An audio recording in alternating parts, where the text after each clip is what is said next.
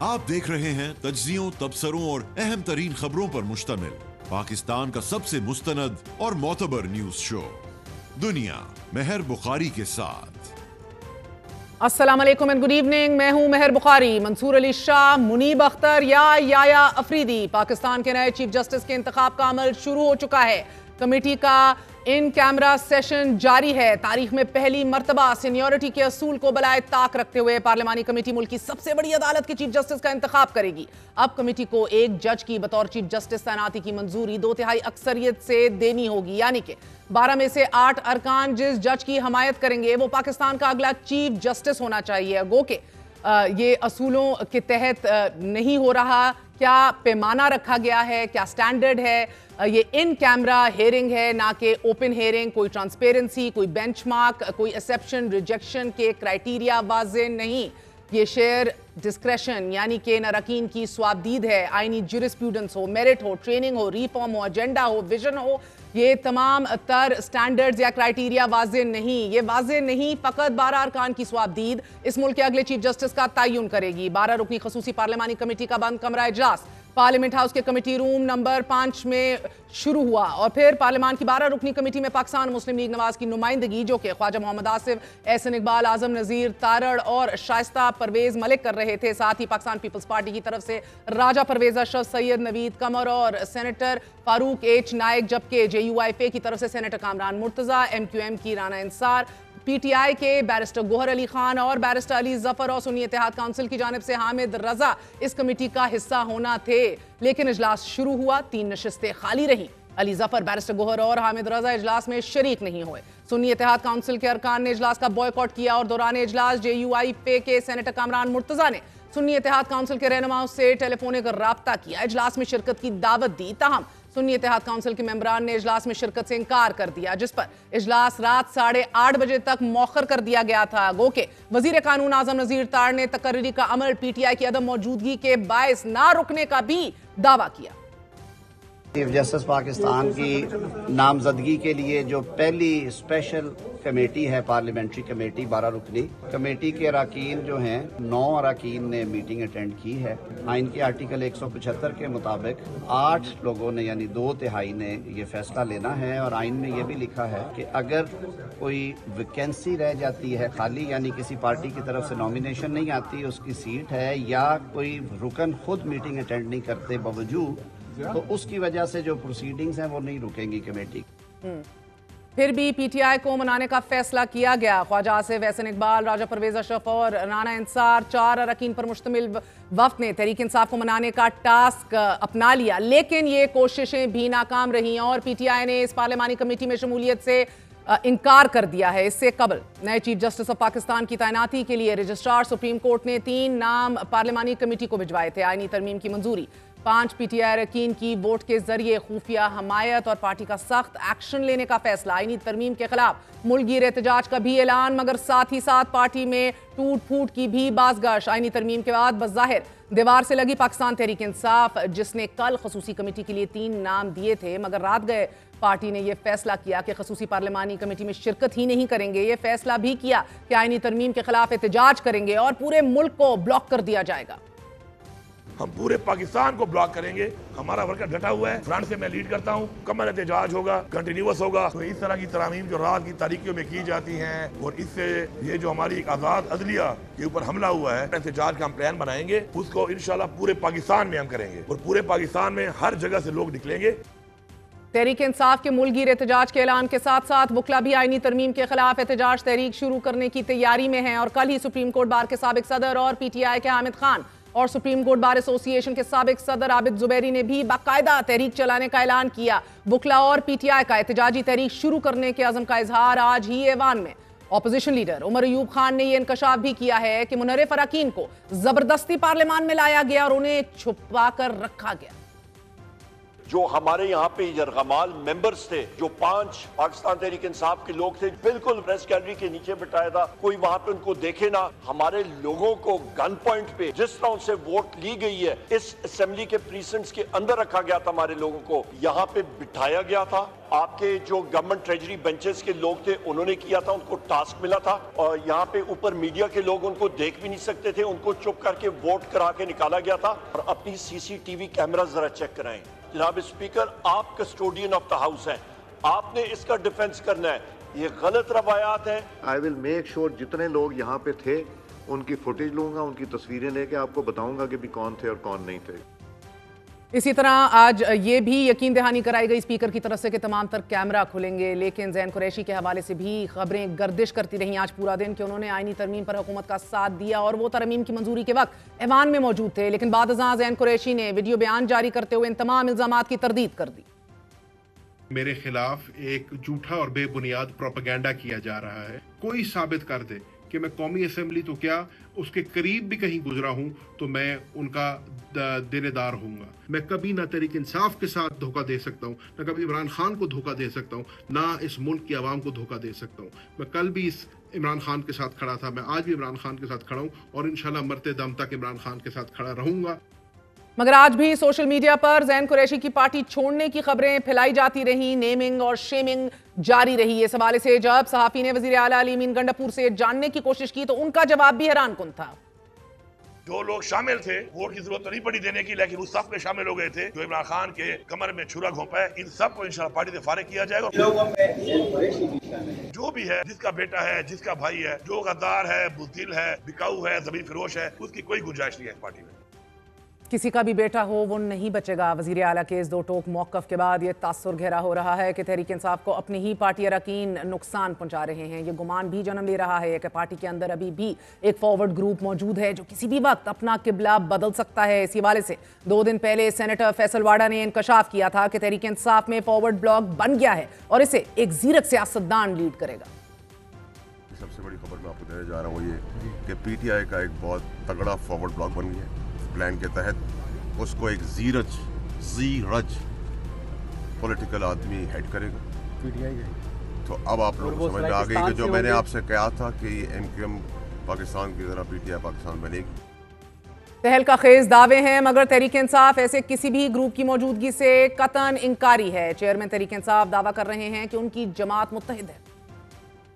क़यादत को डिस्क्रेडिट करना और हमारे एक खलीज पैदा करना और ये पैदा करना कि जी पाकिस्तान तहरीक इंसाफ मुत्तहिद है, उसमें कोई फॉरवर्ड ब्लॉक नहीं है, सबका लीडर कल भी था, आज भी है, परसों भी होगा, चाहे वो जेल के अंदर है चाहे वो जेल के बाहर है, और वो खान।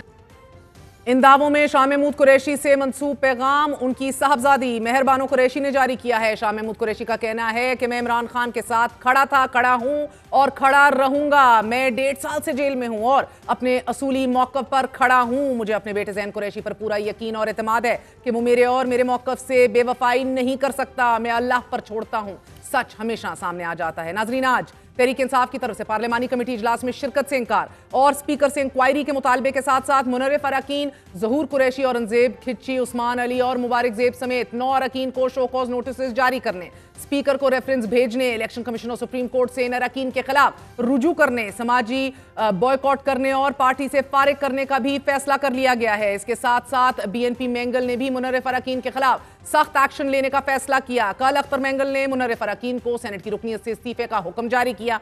सेनेटर कासिम रोंजो ने अपनी रुकनीत से न सिर्फ इस्तीफा दे दिया बल्कि मीडिया टॉक में ये पहल इंकशाफ किया कि उन्हें बीमारी की हालत में 6 दिन तक कस्टडी में रखा गया।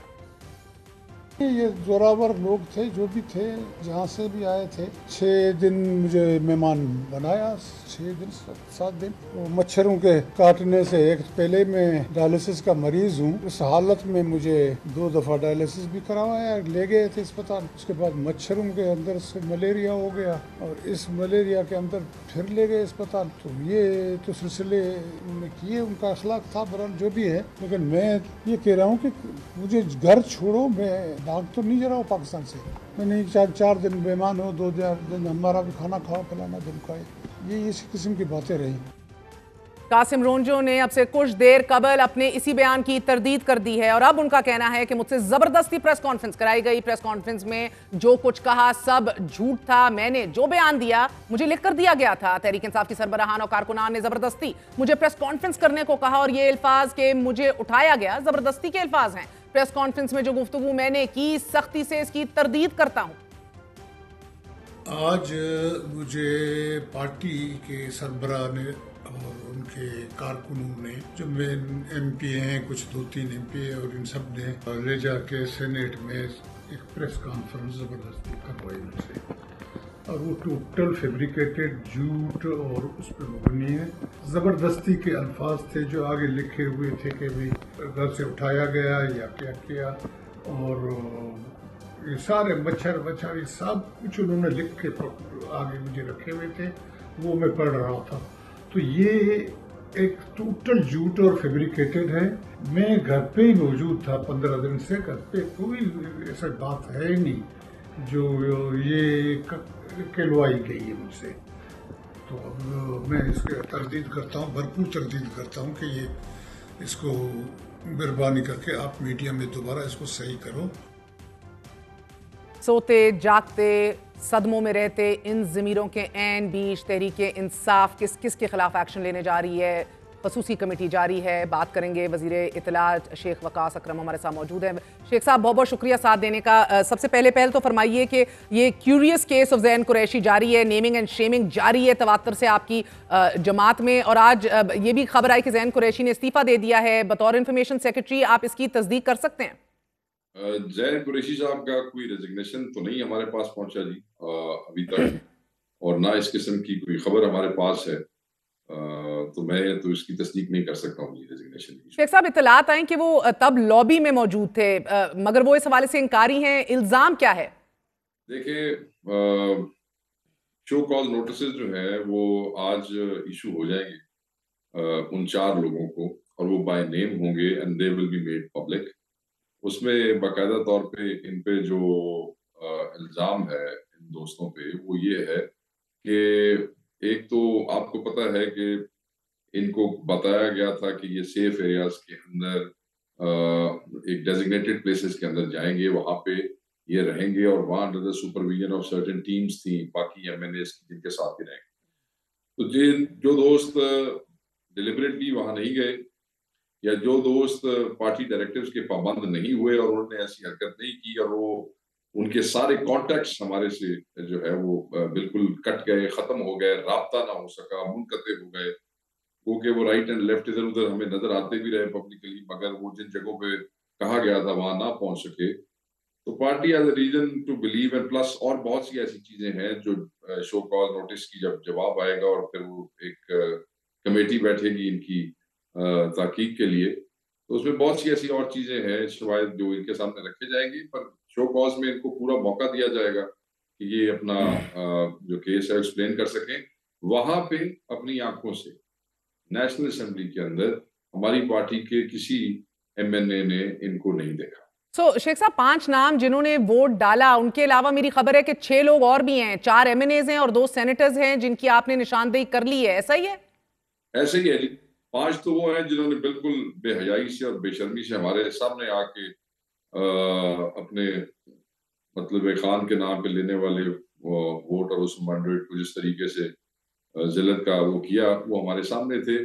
उनके खिलाफ तो दूसरी कार्रवाइयां होंगी, उनको डी शीट करने के हवाले से जो है वो लॉयर्स की टीम जो है वो उस पर काम कर रही है। उनको मियर शो कॉज नहीं दिया जाएगा। शो कॉज तो सिर्फ उन्हीं को जो जिन पे सस्पिशंस हैं, जो सस्पेक्ट्स हैं, जो कल्प्रेट जिन्होंने हमारे सामने वोट डाला है, वो तो उनके साथ तो इस किस्म की कोई सवाल ही पैदा नहीं होता जी किसी किस्म की एक्सप्लेनेशन का। उन्होंने वोट डाल दिया हमारे खिलाफ और सब हम उनके खिलाफ कार्रवाई और सर गो के ऑफिशियली खबर नहीं आई आपकी जमात की मीटिंग में से, मुझे बेशक हाँ या ना में जवाब दीजिए लेकिन मुझे तस्दीक करके बताइए इन नामों में से 2 सेनेटर्स हैं, सेनेटर फैसल सलीम, सेनेटर जरका, और एमएनएस जो है नेशनल असेंबली के, वो एक जैन कुरैशी हैं। गो कि वो जितनी भी तरदीद कर रहे हैं, आपको अभी भी शक व शुबात बतदरीज अभी भी आप रखते हैं। You are not believing what he is saying, your party is not believing him. दूसरे असलम गुमन हैं, तीसरे रियाज फतियाना हैं, और चौथे आपके मिगदाद खान बलोच साहब हैं, एमएनए, साहबजादे सेक्रेटरी डिफेंस प्रोडक्शन के जो हैं। यही नाम है आपके पास? जी बिल्कुल ऐसे ही है। यानी कि इन सबको अब आप शो कॉज नोटिस दे रहे हैं। जैन कुरैशी की भी वजाहत के बावजूद भी आपको शक अभी तक कायम है, तो ये बड़ी खबर है हमारे लिए। साथ ही मुझे बताइएगा, इमरान खान अब मिलिट्री कोर्ट हकीकत बनती जा रही है उनके लिए सर, और खबर ये भी है कि इन सब ने दबाव के तहत नहीं बल्कि लंबे पैसे पकड़े हैं।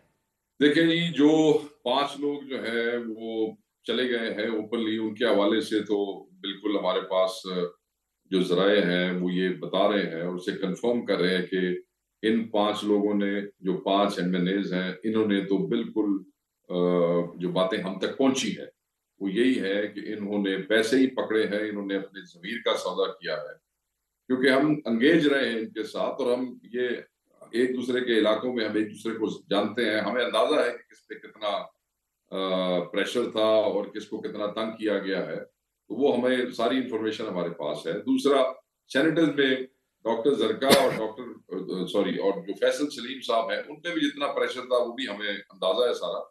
तो बाकी रह गए ये 4 लोग। इन 4 लोगों के हवाले से जो चीजें हैं वो क्योंकि सस्पेशन में है, वो जब इनको सामने बिठा के इनसे बात की जाएगी तो जो चीजें हमारे तक पहुंची हुई हैं उन पे जब बहस होगी तो फिर हम इनके बारे में कोई वो स्टेटमेंट कह सकेंगे। वैसे भी वो जो कमेटी होगी जो इनके साथ गुफ्तगू शुनीद करेगी वो फिर अपनी रिपोर्ट देगी।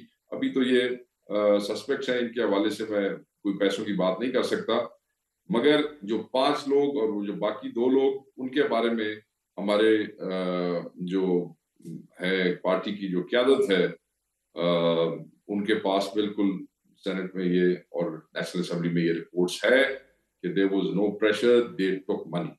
तो लंबे पैसे उन 5 ने पकड़े और अब आपके मिगदाद खान बलोच, रियाज फतियाना, असलम गुमन और जैन कुरैशी का तायुन आपने करना है कि दबाव था या पैसे थे, मगर आप लोगों को इन सबको शो कॉज नोटिस आप जारी कर रहे हैं, आप तस्दीक कर रहे हैं। लेकिन आज ऑपोजिशन लीडर ने स्पीकर से तस्दीक कराने की भी कोशिश की है कि लॉबी में कौन कौन था, कैमरे खोले जाएं। एयाज सादिक ने कैमरे खुलवाने की यकीन दहानी भी कराई है, लेकिन last I checked Sheikh Waqas साहब, आप और जैन ही थे जो पार्लियामेंट के हाथों से अरेस्ट हुए थे, और तब भी बड़ी स्पेशल कमेटी और काम और कैमरे खुलवाने की बात एयाज सादिक साहब ने की थी। अब आपको है यकीन उन पे कि आप कराएंगे? मुझे एयाज सादिक साहब की बात पे, जो कि वो कस्टोडियन ऑफ द हाउस है, बिल्कुल भी यकीन नहीं है, इसलिए कि ये जो स्पेशल पार्लियामेंट्री कमेटी बनी है मेहर बहन, ये तो हमारे लिए बनी थी। वो जो रूपोशों जो नकाब पोश थे और आके एमएनएस को असेंबली में से उठा के ले गए थे। हाँ। मगर जिसकी आप मीटिंग्स देख लें कितनी हो चुकी हैं, इनको इन्होंने अपने अगले मजमूम इरादों के लिए तो इस्तेमाल कर लिया, बट जिस काम के लिए बनाई गई थी वो भी एजेंडे के ऊपर ही नहीं आया। हाँ।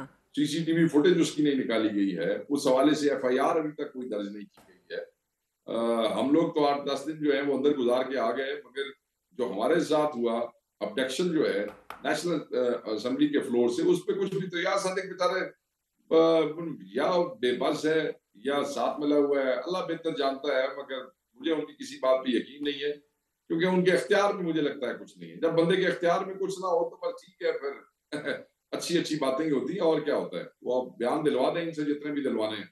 And lastly sir, Tehreek Insaf की मुझे स्ट्रैटेजी नहीं समझ आ रही सर। एक तो आपके अंदर से लोग बिखरे भी हैं, दबाव में भी आ रहे हैं, यानी कि मजे ही आ रहे हैं सबके सर, जो भी एक चीज हो। अपने स्टॉलवर्ड्स के बच्चे जो हैं आप उनके ऊपर शक कर रहे हैं, जो 1.5 साल जेल में। अब तहरीक इंसाफ ने अगरचे आज भी पार्लियामानी कमेटी के लिए अपने नुमाइंदों को नामजद किया पहले, उसके बाद नाम लास्ट मिनट खींच लिए, इसी तरह कंफ्यूजन रही सर। आप लोग पूरी एक बहस के अंदर हिस्सा रहे, आप लोग स्पेशल कमेटी के अंदर भी अपनी गुफ्तशनीद करते रहे, डोगर साहब के थ्रू आप मौलाना साहब को भी इंगेज करते रहे, और एंड में आके आपने कहा ये तो फॉर्म 47 की हुकूमत है, ये पास नहीं कर सकती। What is the confusion in your rank and file? जब हमने मौलाना से एंगेजमेंट शुरू की तो वो एंगेजमेंट हमने उनको कायल करने के लिए शुरू की कि आप किसी तरीके से मेहरबानी फरमाएं, आप अपोजिशन है, हमारे साथ हैं, आप वोट न करें इस आईनी तरमीम में।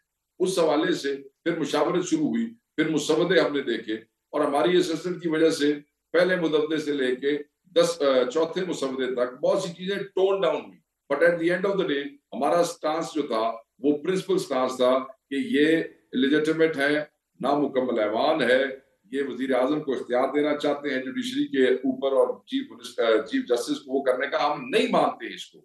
और अब ये जो फैसला हुआ है और इस पर हमने आईनी तरमीम की मुखालफत की है, खुल के की है।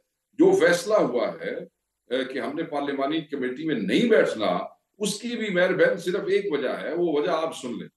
देखिए, वो 26 शिकों में से मेन 3 ऐसी शिकें थी जिसपे हमें इख्तलाफ था आईनी तरमीम के हवाले से। मेन 3 चीजें थी जिसमें कॉन्स्टिट्यूशन ऑफ द बेंचेस है, जिसमें ये आपका चीफ जस्टिस जो है वो निकालना है 3, उसमें से 3 सीनियर जजेस में से अपनी मर्जी से कमेटी निकालेगी, और फिर वो जो नुमाइंदगी है कमेटी के अंदर जिसमें हुकूमत के लोग ज्यादा, हमें इन 3 चीजों पे वो था। इन्होंने धौंस से, बदमाशी से, पैसे खरीद के, बंदे खरीद के इन्होंने आईनी तरमीम तो करवा ली हमारी मुखालफत के बावजूद। अब उसके नतीजे में जिस शिक पे हम मुखालफत कर रहे हैं, उसी शिक की रूह के तहत वो हमें कहते हैं ये कमेटी में आप आके बैठ जाए। हम उस पर कैसे बैठ जाए? हम पागल हैं? हमने जो हमारा principle, it's not about winning और losing a war, it's about principles.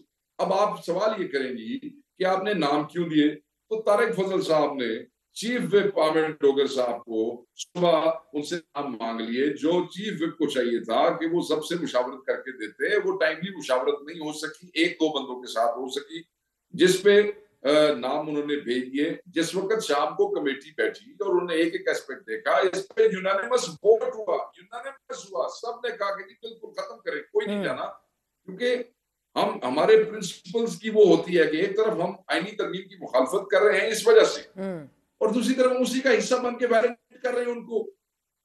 यानी कि हम इनके इस जो हमला है जुडिशरी पे, हम सिर्फ इसलिए कि we should be on record. मैंने लोगों की बहसें सुनी है, वो जी हमें मैदान नहीं खाली छोड़ना चाहिए था, हमें रिकॉर्ड पे होना चाहिए था। यार कोई होश के ना खुल लो, एक तरफ आईनी तरमीम का मुखालफत करते हो इसी वजह से, और फिर जब वो तुम्हारे से बदमाशी से करवा लेते हैं उसका हिस्सा बन जाओगे जाके। So just to set the record straight, last question, आप लोग मौलाना साहब को आखिरी मिनट तक कायल कर रहे थे कि भाईजान वोट ना दें। बिल्कुल की जी, अल्फन की हमने कोशिश और बड़ी हिम्मत की। वो कई चीजों पे हमें कायल करते रहे और हम उन्हें कई जगहों पे मतलब कई जगहों पे क्या हमारे जाने का मकसद ही यही था कि हम उन्हें कायल कर सकें। बहुत बहुत शुक्रिया। हमारे साथ शेख वकास अकरम मौजूद थे, खबर दे रहे थे कि ज़ैन कुरैशी, असलम गुमन, रियाज फतियाना, मिगदाद खान बलोच समेत सेनेटर फैसल सलीम और सेनेटर जरका के शोकॉज नोटिस जारी हो गए हैं, और ठोस शक अपनी जगह मौजूद है कि ये लोग जो हैं वो ट्रेसपास कर रहे थे पार्टी लाइंस को। इसी हवाले से एक वक्फा लेंगे, वक्फे के बाद सेनेटर फैसल वाडा साहब से बात करेंगे, क्योंकि ताज़ा तरीन आपको खबर देते चलें, अभी जो पार्लिमानी कमेटी इन कैमरा बैठी हुई है सर जोड़ के, अब नाम चीफ जस्टिस के लिए जस्टिस याया का कंसिडर हो रहा है और आईनी बेंच के लिए जस्टिस अमीनुद्दीन की बात चल रही है। वक्फे के बाद सेनेटर साहब से पूछेंगे कितनी हकीकत है।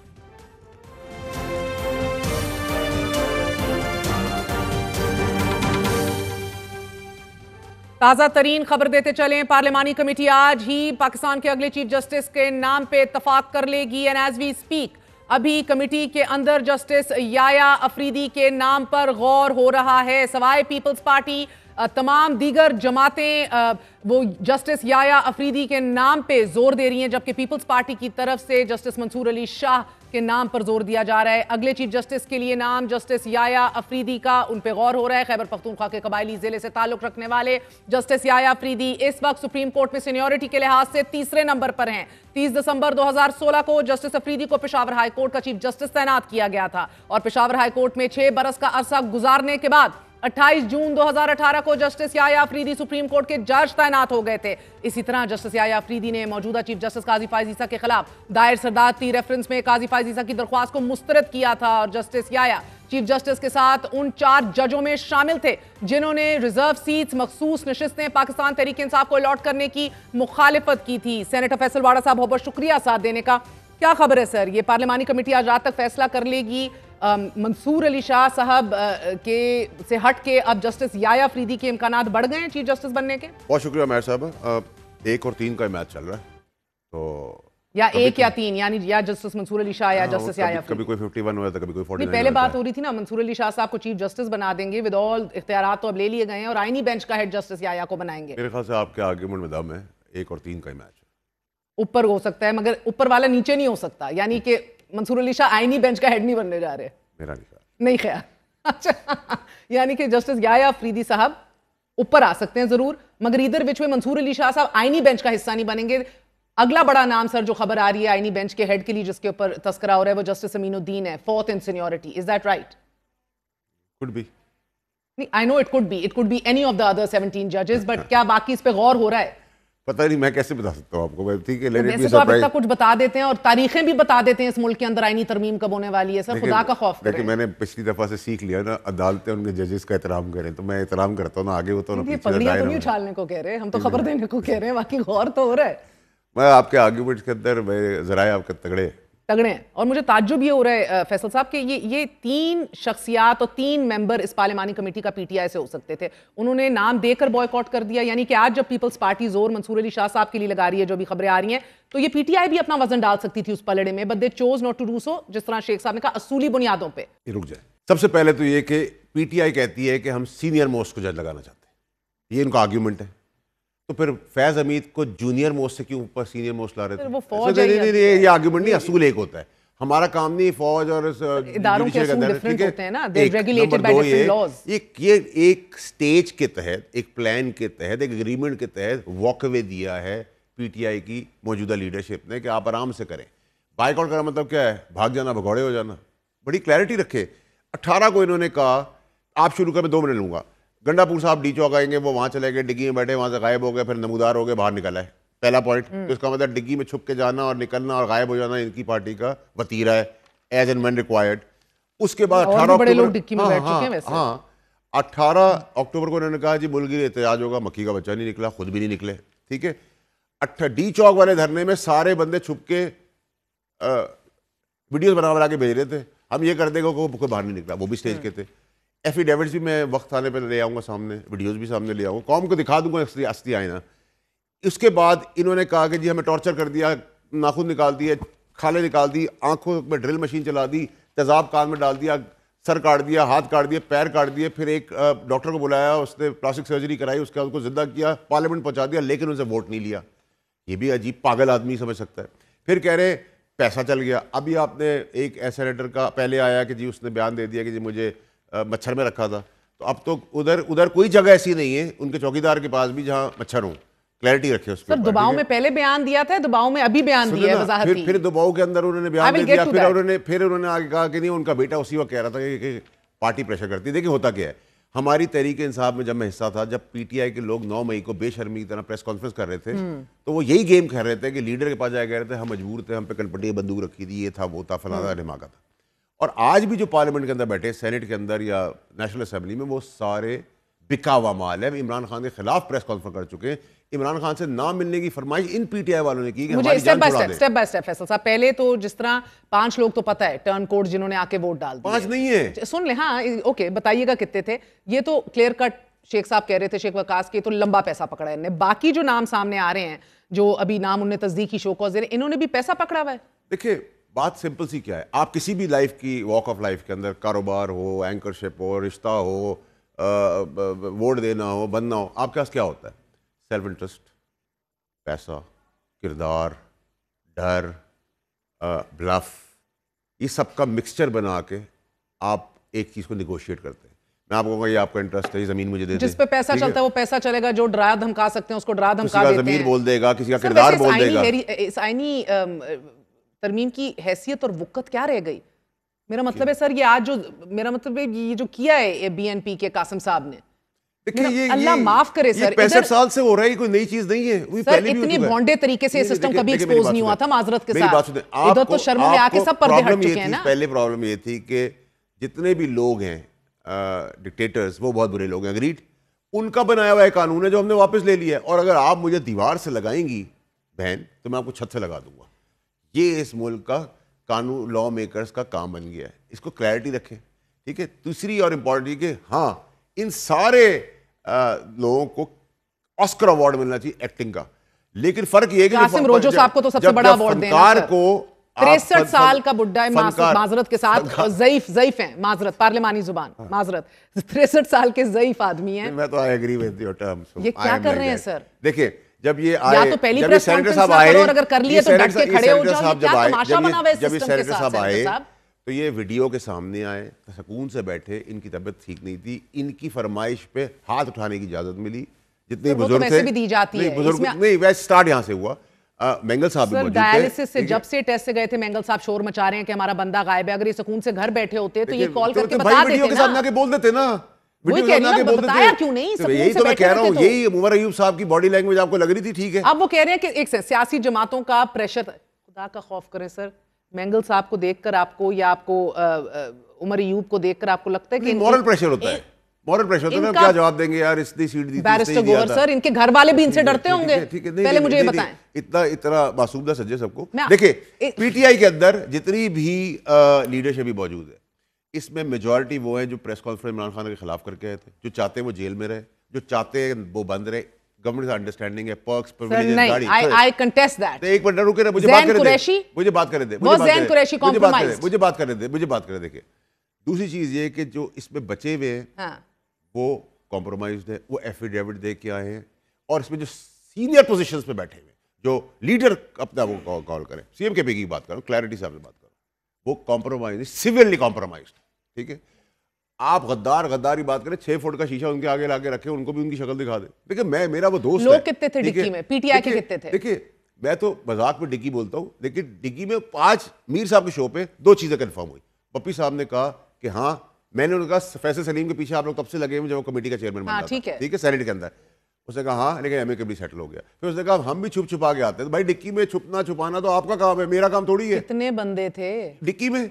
इतनी छोटी डिक्की में नहीं आती, उसके लिए बड़ी लेमोजीन लेनी पड़ती है। उस लेमोजीन के अंदर ये सारी पॉलिटिकल पार्टियां जो है। आपसे पूछ रही हूँ कि सर वो डाले की खुली डिक्की थी या कल्टस? डाला बहुत छोटा होता है। कौन सी वाली डिक्की चाहिए? इसके लिए बहुत सारी गाड़ियां चाहिए होती, कुछ घर में खड़ी होती। कितने थे? मजाक कर रहा हूं, लेकिन लाइट मुझे कल मैं आपको ये बता रहा हूं, पीटीआई ने मुझे कल कहा 11 बंदे हमारे पास पीटीआई। देखिए जब मैंने आपसे कहा था कि नंबर ज्यादा होगा, मैंने आपका ज्यादा होगा नंबर, ठीक है, वो नंबर ज्यादा निकला। अगली तरमीम के लिए बाय फार हो गए नंबर, ठीक है जी, क्योंकि अब पाकिस्तान में तारीख पे तारीख नहीं होगी, तरमीम होगी तरक्की होगी, तरमीम होगी तरक्की होगी, तरमीम होगी तरक्की होगी। क्लैरिटी रखे।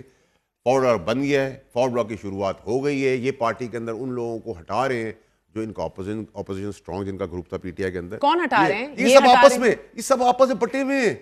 एक लॉयर्स का ग्रुप है। एक सेकंड जो आप कहते हैं, ओके मेरी let's take the story one step forward. आप कहते हैं बुजुर्ग सियासतदान इस फॉरवर्ड ग्रुप को लीड करेगा। आपने कहा नहीं, मैंने चलवाया है सर। मैंने बुजुर्ग कहा ही नहीं, मैं अपनी बातें याद रखता हूं। क्या कहा है? जीरक। ये जीरक सियासतदान जो है, जीरक बोला तो बताया जीरक सर, वो जीरक सियासतदान जो है ये पाबंद सिलासिल है। अभी मैं सारी बातें आपको इसी शो में बता दूं, क्यों बता दूं भाई? सर मेरा दावा ये शाह महमूद कुरैशी की तरफ आपका इशारा था। एम आई राइट और wrong? I don't know sir. वो 1.5 साल से वो बंदा जेल में है, उसकी साहबजादी कह रही है कि वो डट के खड़ा है। क्या किया है उसके बच्चे के साथ? क्या किया है इस पार्टी के लोगों ने? इस पार्टी के लोगों ने या किसी और ने? नहीं, पार्टी के लोगों ने। क्या बता देना। देखिए अगर मुझे किसी ने डंडे पे रखा हुआ है तो मैं कैमरे के आगे तो आगे बोल दूंगा ना। फिर मैं कैमरे के आगे तो नहीं बैठ के चला जाऊंगा। नहीं, वो कासिम रोजो वाली भी आप ऑस्कर परफॉर्मेंस दे सकते हैं। कैमरे पे आकर बोलूं, जमीर जागे, उसके बाद जमीर फिर सोए, उसके बाद फिर सदमे में चला जाए। डिबेट को इस तरह काउंटर कर देता हूं कि 9 मई के बाद जितने पीटीआई के लोग थे जिन्होंने इमरान खान के खिलाफ प्रेस कॉन्फ्रेंस की थी, वो सब आज पार्लियामेंट का हिस्सा है। कैसे? शर्म कहाँ है, हया कहाँ है, कैसे बैठे हुए? क्या इमरान खान साहब को नहीं पता? इमरान खान साहब अब आप सॉफ्ट मैसेजिंग करेंगे एस्टैब्लिशमेंट को, क्योंकि उनको पता है उनके लोग बिक गए। मैं आपको लिख के दे सकता हूँ ये बात। अच्छा, अब सॉफ्ट मैसेजिंग इमरान खान की स्टार्ट होगी। इमरान खान के खिलाफ इस सॉफ्ट मैसेजिंग को वार्मली रिस्पॉन्ड किया जाए? कोई लचक नहीं है। It's too late. Military courts की आप बात कर रही थी, फैज हमीद को जब होगा। सर बड़ी खबर देते जाएं, ब्रेकिंग खबर आ गई है कि जस्टिस याया अफरीदी पर इत्तेफाक कर लिया गया है। जराए ये खबर दे रहे हैं कि जस्टिस याया अफरीदी पर इत्तेफाक कर लिया गया है। ऑफिशियली इसका जैसे ही अनाउंसमेंट होती है हम आपको तस्दीक करेंगे। जस्टिस याया अफरीदी पर बतौर चीफ जस्टिस ऑफ पाकिस्तान खबर हमें जराए तस्दीक कर रहे हैं इस खबर की कि इत्तेफाक कर लिया गया है पार्लिमानी कमेटी में जस्टिस याया अफरीदी का। हमने आपको थोड़ा सा पस मंजर बताया। इसी तरह पहला नंबर senior most justice Mansoor Ali Shah इस वक्त चीफ जस्टिस काजी फायज ईसा के बाद सुप्रीम कोर्ट के सबसे सीनियर जज हैं और इन्हीं का नाम अगर ये तरमीम ना आती तो सीनियरिटी के हवाले से आप ही चीफ जस्टिस बनते। हालिया आईनी तरमीम से पहले उनका अगला चीफ जस्टिस बनना तय था, ताहम अब उनका मुकाबला बकिया दोनों जजों से हो रहा था। लेकिन जस्टिस मंसूर अली शाह की जगह अब जराए खबर दे रहे हैं कि जस्टिस याया अफरीदी का नाम बतौर चीफ जस्टिस ऑफ पाकिस्तान उस पर कंफर्मेशन आ रही है। बकौल जराए सेनेटर फैसल वाडा साहब, दमादम मस्कल अंदर होगा, मुल्कगीर एहतजाज होगा। चीफ मिनिस्टर खैबर पख्तूनख्वा कह रहे हैं अगर मंसूर अली शाह साहब चीफ जस्टिस ना बने। वैसे to be fair and honest, अगर आप इन सब की प्रोफाइल्स देखें, ऑल ऑनरेबल जजेस, sir beyond a doubt justice Mansoor Ali Shah phenomenal CV है। Why would they not choose him? देखिए ये तो आप बैल मुझे मार के मुतरादिफ नहीं है। आपकी बड़ी लॉजिकल डिबेट है और तगड़ी डिबेट है, and I agree to it कि सारे क्रेडिबल लोग हैं। और मंसूर साहब के आगे तो मैं पेश भी हूँ, very decent man and a very credible man. जहाँ तक बात रही आपकी मुल्क गीर तो नहीं, खीर की डोली के अंदर भी एहतजाज इनका हो गया ना, तो आप मुझे बता देना। मुल्कगीर तो बहुत सर वुकला भी मिल गए ना साथ, तो आपको याद दिलाती चलूं कि क्या हुआ था। देखिए वुकला, देखिए मेरी बात सुने, वुकला भी पढ़ी लिखी कौम है हमारी। वो जब ये देख रहे हैं कि ये इमरान खान को इसकी पार्टी कैसे बेच रही है, किस बेरहमी से बेच रही है, उससे वो काम करवाती है, उसको जेल में फेंका हुआ है, उसको 15 दिन देखते नहीं गए बकौल इनके। और जब इनको अपना बिकाऊ माल लेके फर्रा जाना था तो पहुंच गए, रास्ता बना लिया। इसी फॉर्म 47 की गवर्नमेंट को लेजिटिमेट कर दिया, लीगलाइज कर दिया। इस गवर्नमेंट के साथ बैठकर एक एक क्लॉज को निगोशिएट करके तरमीम पे वोट नहीं दिया, क्लॉजेस को वोट कर दिया, बाइकआउट करके निकल गए। आपको अभी भी नजर नहीं आ रहा, तो फिर आप फैन फॉलोइंग में चले गए। सर नहीं, ये बात नहीं है, मुझे नजर आने की बात नहीं है। आप बिल्कुल ही इनकारी हो रहे हैं और आप मुंह उधर करके नजरें कतरा रहे हैं। द फैक्ट कि आप जुडिशरी के विंग्स क्लिप कर चुके हैं साइनी तरमीम के थ्रू, और इसका एक पुशबैक आएगा, आज नहीं तो कल आएगा, और खतरनाक आएगा। मगर फैसल साहब मिलिट्री कोर्ट की बात कर रहे थे, ये भी आप कह रहे हैं कि अब इट्स टू लेट, अब जो सॉफ्ट मैसेजिंग खान करेगा फौज रिस्पॉन्ड नहीं करेगी। रीजन है ना, देखिए मेरी बात, जब मिलिट्री कोर्ट के अंदर फैसला कोर्ट मार्शल होगा, फिर उसको सजा होगी। कब होगा? कोर्ट मार्शल होगा, फिर उसको सजा होगी। सजा कब? इसका मतलब ये कि कोर्ट मार्शल के बाद नहीं छोड़ देंगे, सजा होगी। उसके अंदर इमरान खान इम्प्लिकेट होंगे, ठीक है, क्योंकि वो सवाल दे रहे हैं, सबूत दे रहे, प्रोसीजर है, इट टेक्स लिटिल टाइम। कब तक? अनदर 4 महीने, 2 महीने, 1 महीना, 4 हफ्ते, मुझे नहीं पता क्या उनका। और फिर आपको मिलिट्री कोर्ट्स के अंदर इमरान खान का जाना नागुज़ीर ऑटोमेटिकली हो जाएगा ना, जब मिलिट्री कोर्ट का बंदा उनका अपना जब पकड़ा जाएगा और वो शवाहिद और सबूत और सब चीजें दे देगा, बयानात दे देगा, तो वो मिलिट्री कोर्ट में करेंगे, मेरे घर में तो नहीं करेंगे ट्रायल। ठीक है, नंबर 1। और आप कहते हैं अगर तरमीम की जरूरत पड़ी तो फिर तरमीम कर देंगे। You really think this system is a joke, right? For the past 75 years, yes. Because और इतना भोंडा मजाक तो पहले 75 साल में भी नहीं हुआ। नहीं, आप लोगों को डेमोक्रेसी का बहुत शौक है, बस लें डेमोक्रेसी के, लें democracy. You wanted it, you wanted to be Democrat. Okay. Now you're adding insult to injury. Whatever. मैं तो बड़ा क्लियर हूँ अपनी लाइफ के अंदर। देखिए, It is so sad, sir. It is so sad. देखिए मेरी बात सुनिए, जब आप कॉम्प्रोमाइज्ड हो अपनी लाइफ के अंदर, जब आप मुल्क के इंटरेस्ट में नहीं अपनी जात के इंटरेस्ट पे चलते रहे हो, जब आपकी फाइलें बनी हुई हो, जो आजकल हुक्मरानी कर रहे हैं उनकी फाइलें नहीं बनी हुई, सारे की बात करो, मैं बोल रहा हूं ना, मैं बाइन लाज कर रहा हूं। ये झाका क्यों रखा हुआ है सर, ये फसाद क्यों रखा हुआ है? आप लोग फिर शोर करते हैं कि डेमोक्रेसी डीरेल हो गई, डेमोक्रेसी चली गई, डेमोक्रेटिक होना चाहिए हमें। ये डेमोक्रेसी है जो आज है, मैं जब आपको आज जो है वो डेमोक्रेसी है ना, आज थी ना कल थी ना आज नहीं है ना। आप मान रहे हैं कि आज ये जमहूरियत नहीं है, मेरे मुंह में इमरान खान की लाइफ में जमहूरियत थी, उससे पहले जमहूरियत थी, उससे पहले जमहूरियत थी, कॉम्प्रोमाइज थे सारे। बेहतर है आधा तीतर आधा बटेर खुल के सामने आए। फिर तो भाई आप लोग कहते हैं ना डेमोक्रेसी चाहिए, अब आप ले, हम तो नहीं कह रहे डेमोक्रेसी। जब मैं आपसे कहता हूँ आप नई लीडरशिप को आगे दे, तो आप कहते हैं नहीं, इन्होंने इतना टाइम गुजारा है, वोट तो इनका है, तो फिर ले लो वोट का मजा, फिर लेट के लो वोट का मजा, फिर लिपटा के लो वोट का मजा, या चाट के लो जमहूरियत का मजा लो। मैं तो बड़ा क्लियर हूँ अपनी लाइफ के अंदर, ठीक है, मुझे तो टू थिंग्स अबाउट इट, मैं तो क्लियर हेडेड हूँ। मैं आपको एक बड़ी खबर देना चाहती हूँ, क्योंकि ये आज इतनी बड़ी बड़ी खबरों के अंदर दब जाएगी, and I want your point of view on this.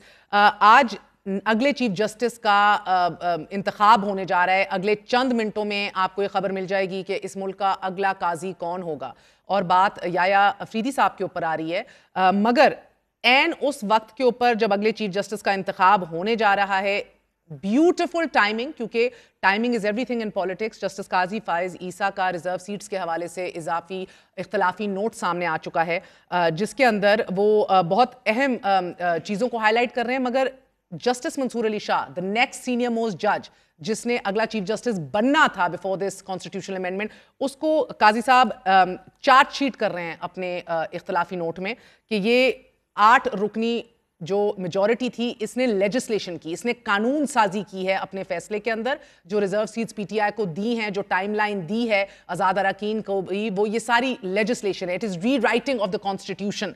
बहुत इंटरेस्टिंग है और ये टाइमिंग बड़ी ब्यूटीफुली अलाइन कर रही है फैसल वाडा साहब, बिकॉज इसमें वो कह रहे हैं कि ये तमाम तरह अरकान जिनको आप कह रहे थे ये आज़ाद थे, जिन आजादों के थ्रू आप लोगों ने लेजिस्लेशन कराई है, आज चीफ जस्टिस साहब जाने से 2 दिन कबल कह रहे हैं ये आजाद थे। खत्म होगी बात ना। सो बेसिकली कुछ रह गया और बाकी काम से अब रह गया, रिजर्व सीट नहीं मिलना रह गई है ना, नहीं मिलेंगी पीटीआई को। अच्छा, इस फैसले के अंदर अपने इख्तिलाफी नोट में वो ये भी कह रहे हैं कि आप कंटेम्प्ट भी नहीं लगा सकते इलेक्शन कमीशन ऑफ पाकिस्तान के ऊपर। तो भाई किस जबान में आगे मैं आपको फ्रेंच में बात कराता था महीनों से। It is fantastic, sir. It is amazing, brilliant. I love how आपको मजा आ रहा है इसके थ्रू, आपको you're enjoying this.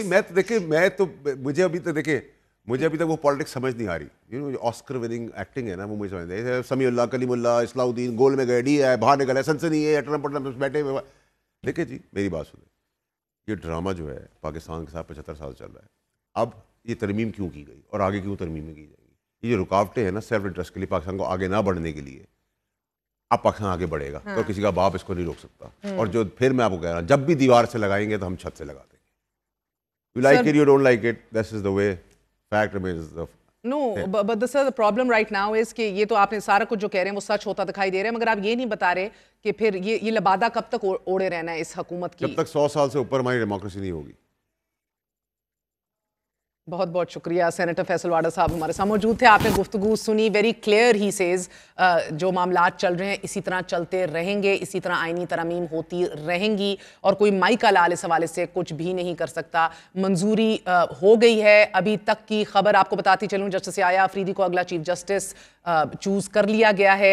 अहम तरीन खबर के हवाले से आपको आगाह कर रहे थे कि आज चीफ जस्टिस काजी फायज ईसा साहब ने एक इख्तलाफी नोट लिखा है, जिसके अंदर उन्होंने वजाहत पेश की है रिजर्व सीट्स के हवाले से कि क्यों वो अपने ऑनरेबल कॉलीग से इख्तलाफ करते हैं, क्यों उनको लगता है कि इन लोगों ने कानून साजी लेजिस्लेशन की है और आइन को री राइट किया है। इख्तलाफी नोट तहरीर किया है चीफ जस्टिस काजी फायज ईसा ने। अक़लियती तहरीरी हुक्म में लिखा है कि फैसले में आइनी खिलाफ वर्जियों और कोताहियों की वो निशानदही कर रहे हैं और फिर ये कह रहे हैं कि मेरा फर्ज है और ये तवक्को है मुझे कि अक्सरियती जजेस, ये 8 जजेस में अपनी गलतियों पर गौर करके इसे दुरुस्त करेंगे। पाकिस्तान का आइन तहरीरी है, it is a written constitution से काजी साहब, और आसान जबान में, it is very simple to understand. लिहाजा ये मैं उम्मीद कर रहा हूँ कि अक्सरियती जजेस अपनी गलतियों की तस्हीह करेंगे और अक़लियती फैसले में ये कह रहे हैं काजी साहब कि ब्रादर जजेस यकीनी बनाएंगे कि पाकिस्तान का निज़ाम आइन के तहत चलेगा। बदकिस्मती से अक्सरियती मुख्तसर फैसले के खिलाफ नजरसानी दरख्वास्तों पर बर वक्त समात के लिए मुकर्रर नहीं हो सकी। बकौल चीफ जस्टिस